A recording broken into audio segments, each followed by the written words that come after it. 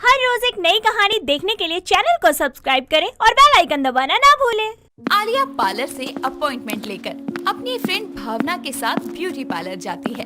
आलिया को मेकअप करना हद से ज्यादा पसंद था। आलिया अपनी फ्रेंड भावना को भी अपने साथ पार्लर में ले जाती है। भावना उसके साथ ब्यूटी पार्लर जाते वक्त बोलती है, अबे यार, क्या मिल जाता है तुम लोगों को 4 किलो मेकअप पुतवा कर। मैं तो तंग आ चुकी हूँ तुझसे। तेरे साथ साथ मुझे भी हफ्ते में 3 से 4 बार पार्लर आना पड़ता है। तो क्या हो गया, मैं तो यही बोलूंगी कि तू भी पार्लर में अपना मेकअप करवाया और मेरी तरह झकास दिखे एकदम। नहीं नहीं, मेरे से ये मेकअप शेकअप नहीं होगा। तू ही खुश रह। मुझे तो मेकअप करना बहुत पसंद है।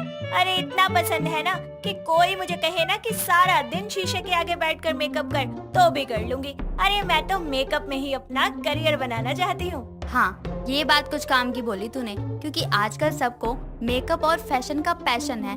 तू इसमें बहुत कुछ अच्छा कर सकती है। अरे मैं तो वर्ल्ड की सबसे फेमस मेकअप आर्टिस्ट बनना चाहती हूँ।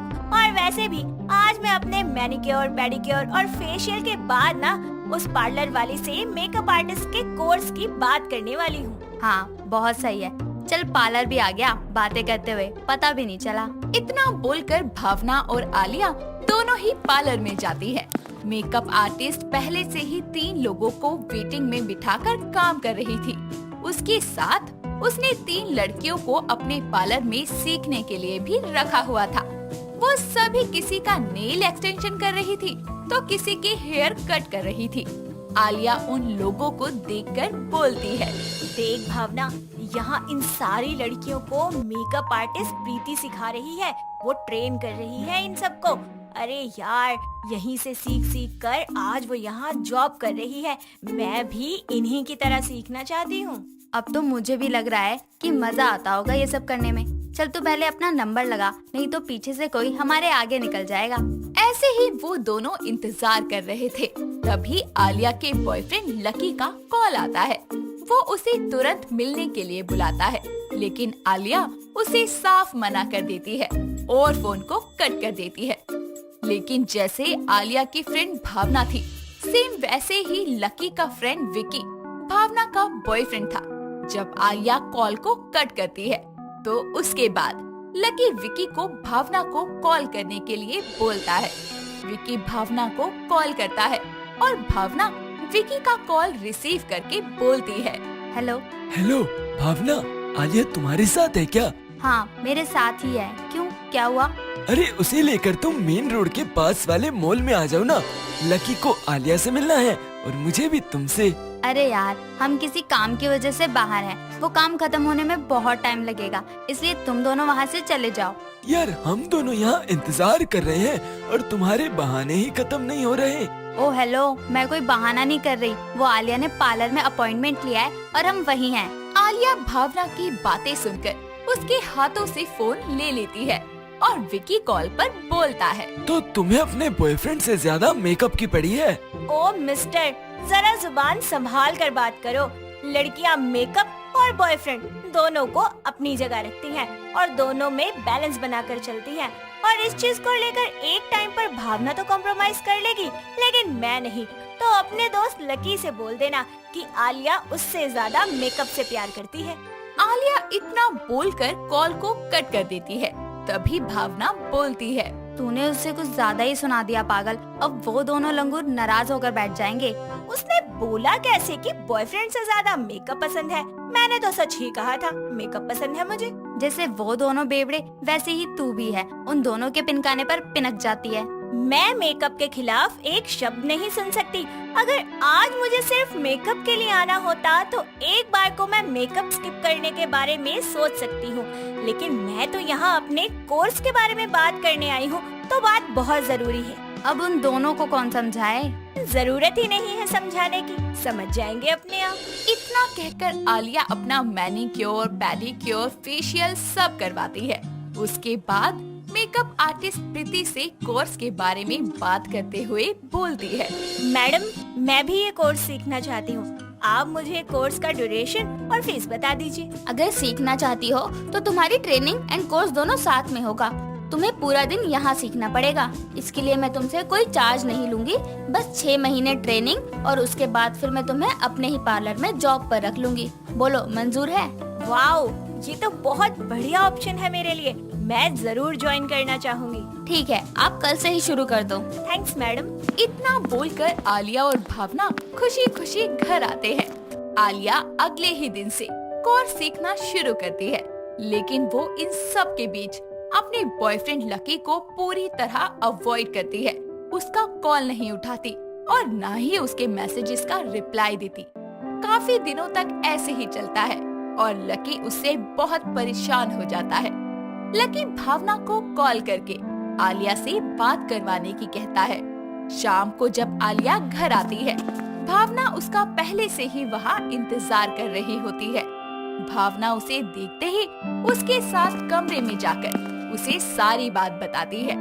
आलिया उसकी बात सुनकर बोलती है, अगर मैं उसका कॉल अटेंड नहीं कर रही, मैसेज का रिप्लाई नहीं कर रही, तो उसे समझना चाहिए ना कि मैं बिजी हूँ, बाद में बात करूँगी। देख, तेरी बात भी ठीक है, लेकिन उसे इस तरह सताना भी अच्छा नहीं है। उसने बताया कि आखिरी बार तूने पार्लर अपॉइंटमेंट वाले दिन ही उससे बात की थी और उस दिन उसने तुझे मिलने के लिए बुलाया था, लेकिन तू गई नहीं। वो और विकी हम दोनों का रात तक इंतजार कर रहे थे। क्या रात तक? पागल है क्या वो दोनों? इसीलिए कह रही हूँ मैं कि एक बार बात कर ले उससे मिलकर। लेकिन कल तो बहुत काम है मुझे। हद करती है यार, एक दिन काम नहीं करेगी तो क्या चला जाएगा? तेरी मेकअप की दुनिया तबाह नहीं होगी। चल कोई नहीं, मैं उसे फोन करके बोल देती हूँ कि कल मुझसे मिले। हाँ ठीक है। इतना कहकर भावना वहाँ से चली जाती है। उसके चले जाने के बाद आलिया लकी को कॉल करके कल मिलने के लिए बोलती है। अगले दिन लकी उसका इंतजार कर रहा होता है। आलिया उसके पास आकर उसे बोलती है, बोलो लकी, क्या हुआ? मेरे पास थोड़ा टाइम कम है, तो फटाफट से बता दो कि क्या बात करनी है। तुम कब से मुझसे ऐसे बात करने लगी आलिया? तुम्हारे पास मेरे लिए वक्त नहीं है, ऐसा तो आज तक कभी नहीं हुआ था। तुम इतना क्यों बदल गई आलिया? देखो, अगर तुम्हें यही बकवास करनी है ना, तो भगवान के लिए मेरा टाइम खराब मत करो। काश तुम ना ही आती तो अच्छा रहता। कम से कम मुझे ये सब सुनने को तो नहीं मिलता। मुझे तुम्हारे करियर से कोई दिक्कत नहीं है। तुम्हारा ना हमेशा से यही ड्रामा रहा है। और एक बात ना कान खोलकर सुन लो, मैं तुम्हारे बिना रह सकती हूँ, लेकिन मेकअप के बिना नहीं रह सकती। मेकअप मेरी दुनिया है, मेरा पैशन है, मेरा प्यार है, मेरा सब कुछ है। ठीक है, फिर तुम मुझसे दूर ही रहो, लेकिन आगे बढ़कर मुझे दोबारा मत देखना। मुझे तुम्हारी बातों से कोई फर्क नहीं पड़ता। Bye bye forever. It's okay, तुम खुश रहो। तुम्हारी ओर से ब्रेकअप, लेकिन मेरी ओर से best of luck makeup artist. इतना बोलकर लकी और आलिया अपने अपने रास्तों पर निकल जाते हैं। 6 साल बाद आलिया एक बहुत बड़ी मेकअप आर्टिस्ट बनती है और लकी भी एक बिजनेसमैन बनता है। एक दिन आलिया का इंटरव्यू टीवी पर देखकर लकी बहुत खुश होता है। आलिया इंटरव्यू में अपने मेकअप से ब्रेकअप तक की कहानी बताती है और वो अपनी कामयाबी का सारा क्रेडिट लकी को देती है। दुर्गेश हरियाणा की हट्टी कट्टी औरत थी, जिसकी खड़ी बोली सुनकर हर कोई खौफ खा जाया करता था। दुर्गेश के एक लौते बेटे ने अपनी मर्जी से हीना नाम की लड़की से शादी की थी। हीना एक पढ़ी लिखी मॉडर्न ख्यालों वाली लड़की थी, जिसको अपनी सास की खड़ी बोली अक्सर ही खटक जाया करती थी। ऐसे ही एक दिन माधव और हीना डिनर के लिए बाहर जा रहे होते हैं। हीना बहुत ही सुंदर शॉर्ट ड्रेस पहनकर रेडी होती है, जिसे देखकर दुर्गेश बोलती है, ओहो, कतई चाड़ा पाड़ दिया। हीना, कौन से बच्चे के लत्ते फंसा लिया तने? माँ, ये किसी बच्चे के नहीं, हीना के ही कपड़े हैं।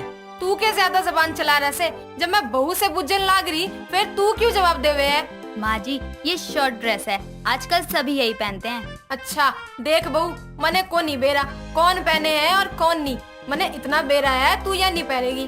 पर क्यों माँ जी, कितनी प्यारी ड्रेस तो है। और वैसे भी मैं आज के जमाने की मॉडर्न लड़की हूँ, मुझे ये सब पसंद है। घड़ी मत ना बोले, जितना कहूँ उतना कर ले। ना तक किते भी जाने की कोई जरूरत को नहीं, बालक जिसे लत्ते पहन के। माँ, क्या आप भी जाने दो ना, कभी तो चलता है। जो कहूँ सो कर ले, ना तो मेरे तो बुरा को नहीं होगा। अपनी सास की बात सुनकर हीना बुरा सा मुंह बनाकर वापस से अपने कमरे में जाती है और थोड़ी देर में एक अच्छी सी साड़ी पहनकर बाहर आती है। जिसे देखकर दुर्गेश बोलती है। इब लागी है कि कोई मानस है तू बेरा के आजकल की लुगाइया के पहने से इब जीत जाना है जा, पर टाइम ते आ जाइए।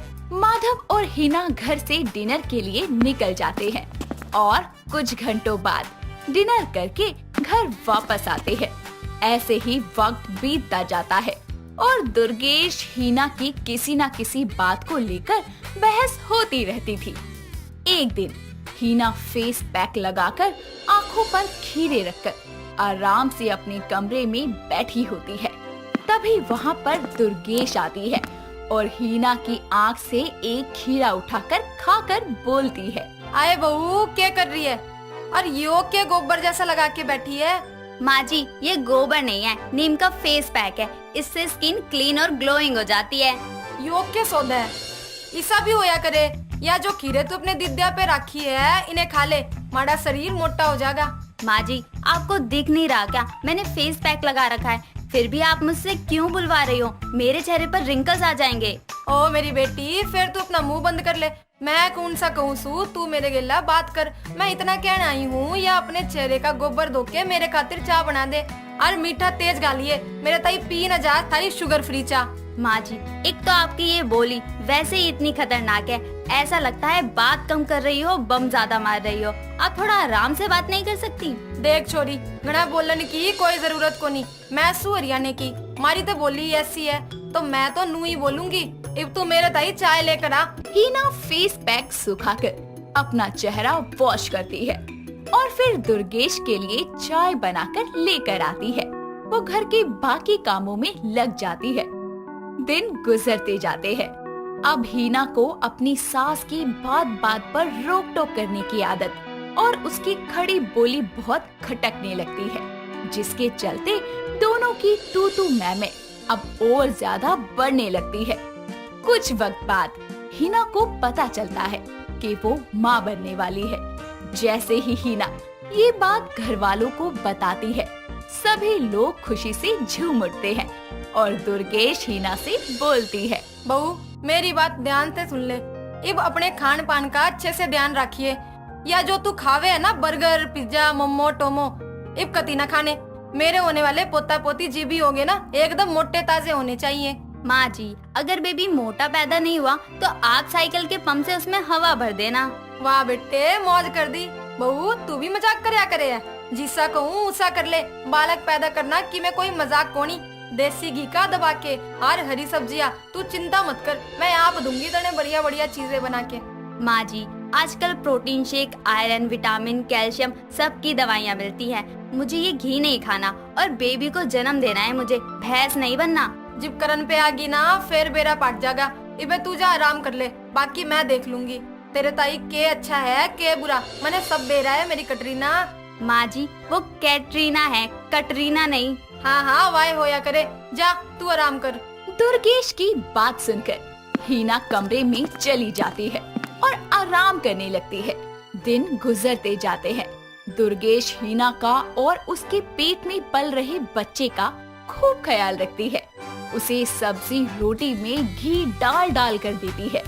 दोनों टाइम दूध पीने को देती है, जिसके चलते हिना काफी मोटी हो जाती है। ऐसे ही एक दिन घी से लबालब करते हुए जवे बनाकर दुर्गेश हिना के पास लाती है और बोलती है, हिना या खा ले गर्मा गर्म। माँ जी, हद हो गई, मेरी हालत तो देखो कैसी हो गई हूँ। अरे भैंस से भी ज्यादा मोटी हो गई हूँ। फेर के हो गया तने बेरा है, हमारे हरियाणा में 4-4 लीटर देसी घी नू ही पी जाया करे। आपकी बोली की तरह आपकी सोच भी गवार है। इतना वेट बढ़ गया है मेरा, मुझे डर लग रहा है कहीं मेरा ऑपरेशन ना हो। अब मेरी हालत तो देखो क्या कर दी है खिला खिला कर। हद है, मैं कोई छोटी बच्ची थोड़ी हूँ जिसे कुछ पता ना हो। पर नहीं, आपको तो हर जगह अपनी ही चलानी होती है। हिना, मैं तेरा भला चाहूँ सू, जीवे करन लाग रही हूँ ये सब, तू ते मने गलत बनान लाग रही है। क्योंकि आप है गलत, अब मुझसे दूर रहो बस, समझी? मुझे नहीं खाना ये सब, वो तो आपका बस नहीं चलता, वरना पता नहीं क्या क्या खिला दो मुझे। हिना की बात सुनकर दुर्गेश को काफी बुरा लगता है, पर वो बिना कुछ कहे ही वहाँ से चली जाती है। ऐसे ही दिन गुजरते जाते हैं और दुर्गेश अपनी मर्जी से अब हिना को कुछ खाने को नहीं देती। बस जो हिना का मन करता वो वही खाती और दुर्गेश उसे बनाकर दे देती। ऐसे ही दिन गुजरते हैं और एक दिन हीना को लेबर पेन शुरू हो जाता है। दर्द में करहाती हुई हीना को दुर्गेश हॉस्पिटल लेकर जाती है, जहां उसे लेबर रूम में डिलीवरी के लिए ले जाया जाता है। और कुछ घंटों बाद लेबर रूम से बच्चे के रोने की आवाज आती है। थोड़ी देर बाद दुर्गेश अपनी बहू से मिलने के लिए उसके पास जाती है। तभी डॉक्टर बच्चे को दुर्गेश के हाथों में देते हुए हीना से बोलती है। हीना, अपनी सास को थैंक यू कहो। उन्होंने 9 महीने तुम्हारी डाइट का बहुत अच्छे से ख्याल रखा। तुम्हारा वेट और बेबी बम देखकर लग रहा था कि तुम्हारा ऑपरेशन करना होगा, पर तुम्हारे अंदर काफी हिम्मत थी और जो भी तुमने चिकना खाया था उसी से तुम्हारी डिलीवरी नॉर्मल हुई है। मैं तुम्हारे डिस्चार्ज पेपर रेडी करवाती हूँ। इतना कहकर डॉक्टर वहाँ से चले जाते हैं और डॉक्टर की बातों को सुनकर हीना को अपनी गलतियों का एहसास होता है, जिस पर वो अपनी सास से माफी मांगते हुए बोलती है।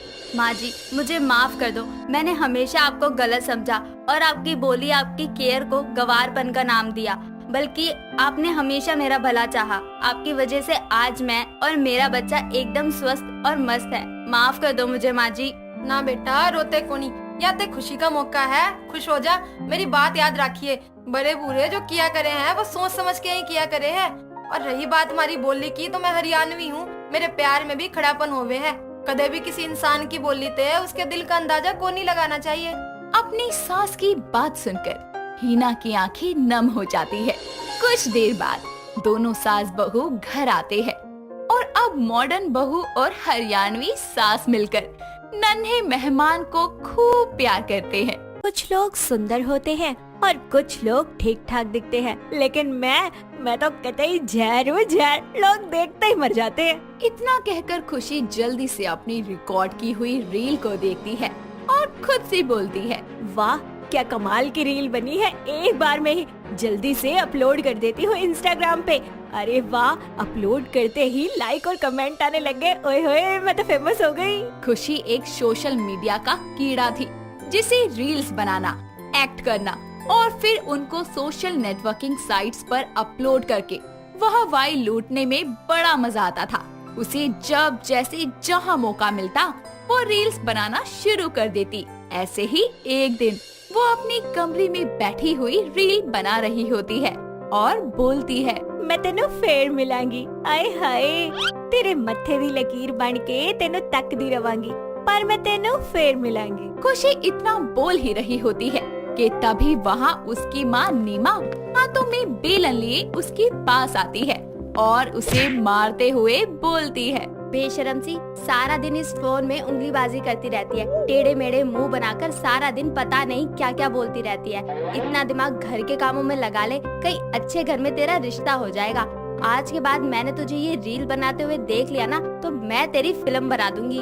वाओ माँ, क्या लाइन बोली है आपने, दोबारा बोलना। बकवास बंद कर अपनी तू, समझी? और काम कर जल्दी से, नहीं तो तेरा मैं ये फोन ना अभी तोड़ दूंगी। अरे माँ, थांबा थांबा, करती हूँ सारा काम। मैंने कहा मैं सारा काम करती हूँ, बस फोन को कुछ मत करो। नीमा वहाँ से चली जाती है, जिसके बाद खुशी इंस्टाग्राम पर लाइव आती है और बोलती है, hello my lovely Insta viewers, मैं आपकी अपनी खुशी। जैसा कि आप मेरे पीछे देख सकते हैं कि ये मेरा रूम है। सॉरी, मुझे क्लीन करने का टाइम नहीं मिल पाया ज्यादा। आई नो कि आप सब मेरी नई रील की वेट कर रहे थे, पर आज किसी वजह से मैं शूट नहीं कर पाई हूँ।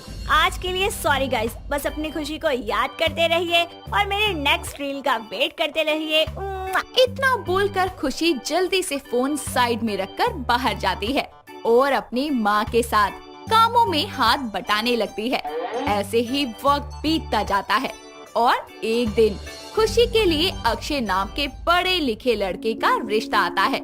दोनों परिवार वाले अपनी आपसी सलाह से रिश्ता पक्का कर देते हैं और आखिरकार खुशी और अक्षय की शादी का दिन आता है। दोनों वर वधू को फेरों के लिए मंडप में बैठाया जाता है। जैसे ही पंडित जी मंत्र पढ़ना शुरू करते हैं, तभी खुशी उनको रोकते हुए बोलती है, पंडित जी रुको रुको, एक रील बनानी है।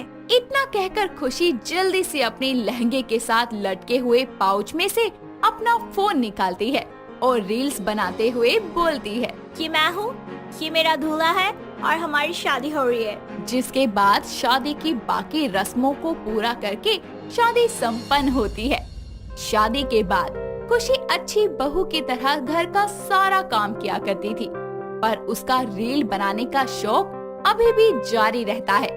ऐसे ही एक दिन वो अपने कमरे में बैठी हुई रील बना रही होती है और हाथों में सिंदूर लिए बोलती है। एक चुटकी सिंदूर की कीमत तुम क्या जानो रमेश बाबू, हर सुहागन के सर का ताज होता है ये एक चुटकी सिंदूर। तभी कमरे के बाहर खड़ी खुशी की सास शांति उसको ये सब कहते हुए सुन लेती है और गुस्से में तिल मिलाती हुई उसके पास आकर बोलती है। करमजली तेरा नाश हो जाए, कौन से रमेश बाबू से बतिया रही है? उसके नाम का सिंदूर भी लगा रही है। अरे मेरे बेटे का नाम अक्षय है कलमुही। अरे माँ जी, मैं तो रील बना रही थी, मैं बस अक्षय जी की वाइफ हूँ, मैं उन्हीं से प्यार करती हूँ। अरे ये तो ओम शांति ओम मूवी का डायलॉग था, ये देखिए। अच्छा ठीक है, वैसे बहू तू अच्छी लग रही है, मुझे भी बता जरा कैसे बनाते हैं ये रील। अरे माँ जी बहुत सिंपल है, मैं आपको भी सिखा दूंगी, फिर हम दोनों मिलकर रील बनाएंगे, बड़ा मजा आएगा। इतना कहकर खुशी जल्दी से शांति के फोन में इंस्टाग्राम को डाउनलोड करती है और उस पर शांति का प्रोफाइल बनाती है। जिसके बाद वो जल्दी से उसे रील बनाने का सारा तामझाम समझा देती है। साथ ही खुशी अपनी सास को रील अपलोड करके लाइक, शेयर और कमेंट के बारे में भी सब बताती है। अब दोनों सास बहू मिलकर सारा दिन रील बनाया करती थी। ऐसे ही एक शाम अक्षय ऑफिस से घर आता है और फ्रेश होकर खाना खाने के लिए टेबल पर बैठ जाता है। जिसके बाद वो देखता है कि सारे बर्तन खाली हैं और खाना तो बना ही नहीं। और उसके बाद वो शांति और खुशी को आवाज लगाता है। माँ, खुशी, कहाँ हो आप दोनों? अरे भूख लगी है, खाना मिलेगा या नहीं? अक्षय कुछ देर तक दोनों का इंतजार करता है, पर दोनों में से कोई भी उसके पास नहीं आता। और उसके बाद वो खुद उठकर उन दोनों को तलाशता है और देखता है कि दोनों सास बहू अपने अपने कानों में हेडफोन लगाए रील्स का मजा ले रही है। जिसके बाद अक्षय दोनों के कानों से हेडफोन निकाल देता है और चिल्लाते हुए बोलता है। माँ खुशी, ये क्या पागलपन है आप दोनों का? मैं कब से आपको आवाज दे रहा हूँ, मुझे भूख लगी है, पर मजाल है कि आप दोनों सुन लें। सुनना तो दूर की बात है, आप दोनों को यही नहीं पता कि मैं घर में आ भी गया हूँ या नहीं। खाना तक नहीं बनाया आप दोनों ने। अगर इतना ही बिजी थे तो बता देते, मैं खाना बाहर से ले आता। अरे बेटा क्या बताऊं, रील का ऐसा स्वाद लगा है कि खाने पीने का होश ही नहीं रहता। आपको नहीं रहता है, पर मुझे तो रहता है ना, मेरा पेट खाना मांग रहा है। तभी खुशी एकदम से बोलती है। मुंह पे हिस्सा मारूंगी, सीधा दीवार में जाकर पड़ेगा रामजादा। उसकी बात सुनकर अक्षय को और गुस्सा आता है और वो बोलता है। क्या बकवास कर रही हो तुम? एक तो तुमने खाना नहीं बनाया, ऊपर से ऐसा भी बोल रही हो। अरे नहीं नहीं बेटा, वो तुझे नहीं बोल रही, वो तो नई रील आई है, उसी की प्रैक्टिस कर रही है। बस करो माँ, कम से कम आप तो समझदार बन लो। और तुम ये अपना रील का ड्रामा बंद करो और जाके खाना बनाओ, समझी? नहीं तो कान के नीचे पड़ेगा एक करकरारा और फिर बनेगा बढ़िया नजारा। अक्षय की बात सुनकर खुशी गोली की तरह भागती हुई रसोई में जाती है और खाना बनाती है। ऐसे ही वक्त बीतता जाता है और अब रील्स के चलते कभी सब्जी में नमक ज्यादा होता तो कभी टिफिन बॉक्स में खाने की जगह टीवी का रिमोट होता। अपनी माँ और बीवी की इन हरकतों से परेशान होकर अक्षय एक प्लान बनाता है और अपने साथ एक सुंदर सी लड़की को घर लेकर आता है। जिसे देखकर खुशी बोलती है। सुनिए जी, ये कौन है? ये मेरी बीवी है। पागल हो गए हैं? आपकी बीवी मैं हूँ। अच्छा, तुम्हें याद है मैं तुम्हारा पति हूँ? ना मुझे तुम कोई टाइम देती हो, ना कोई काम करती हो। तुम्हें ये याद है कि आखिर बार हमने कब बैठ के बात करी थी? सारा वक्त तो तुम रील में घुसी रहती हो, तो एक काम करो, उन्हीं के साथ खुश रहो ना। तभी वहाँ शांति आती है और सारी बात सुनकर बोलती है। बेटा ये क्या बदतमीजी है, मेरी बहू खुशी है और मैं किसी भी बाहर वाली को अपनी बहू नहीं मानूंगी, समझा? और जो बदतमीजी आप दोनों कर रही हो उसका क्या? रील बनाकर अपना मनोरंजन करना अच्छी बात है, पर उसके पीछे सब भूल जाना ये पागलपन कहलाता है जो आप दोनों में है। उम्मीद है आप दोनों को समझ आ गया होगा कि मैं क्या कहना चाह रहा हूँ। अक्षय की बात सुनकर शांति और खुशी का सर शर्म से झुक जाता है, जिसके बाद वो दोनों अक्षय से माफी मांगती है और अक्षय भी उनको अपने झूठे नाटक का सच बताता है, जिसके बाद से शांति और खुशी बस अपने फ्री टाइम में ही फोन चलाती और रील्स बनाती और इस तरह रील्स बनाने वाली बहू का भूत उतर जाता है। दोस्तों, अगर आपको ये कहानी पसंद आई तो इसे लाइक करें, शेयर करें और कमेंट करके बताएं कि कहानी में आपको सबसे अच्छा क्या लगा।